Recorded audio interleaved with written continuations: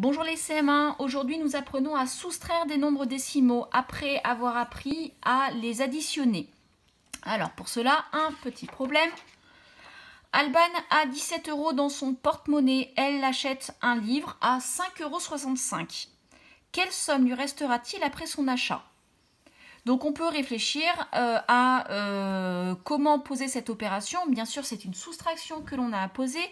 On a à réaliser l'opération 17 moins 5,65 €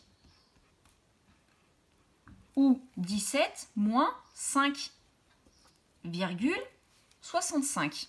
La question est comment poser cette opération? Pour la poser, ça va être comme pour l'addition des nombres décimaux. On va utiliser notre tableau de numération. 17, c'est mon premier nombre. 17, je sais que c'est une dizaine. Et 7 unités. Je n'ai pas de virgule dans le nombre 17, je le place donc dans la partie entière. 17 €, c'est 17 € bien sûr, et 0 centimes.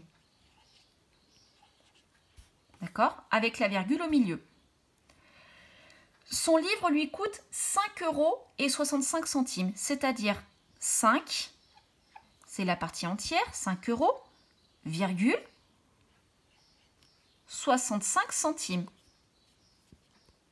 Je mets le moins et je vais pouvoir maintenant poser l'opération. C'est-à-dire que lorsque j'ai une soustraction de nombres décimaux à réaliser, je dois, comme pour l'addition, aligner les virgules, que ce soit pour l'opération, que ce soit après pour le résultat.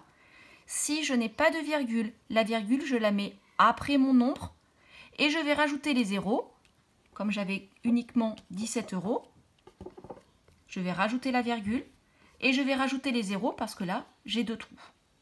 Une fois que j'ai fait ça, je peux poser mon opération comme si c'était une opération de nombre entier. 0 moins 5, ce n'est pas possible. Donc, je vais devoir rajouter une dizaine et casser une dizaine ici. Ah, bah, ce n'est pas possible parce que je n'ai que 0 dizaine. Donc, dans ce cas-là, je vais casser mon 70 et à la place, j'aurai 69. 10 moins 5, ça fait 5. 9 moins 6, ça fait 3. 6 moins 5, ça fait 1. 1 moins 0, ça fait 1. Il restera à l'issue de son achat 11,35 € à Alban dans son porte-monnaie. Je vais vous demander maintenant de vous entraîner à poser d'autres opérations.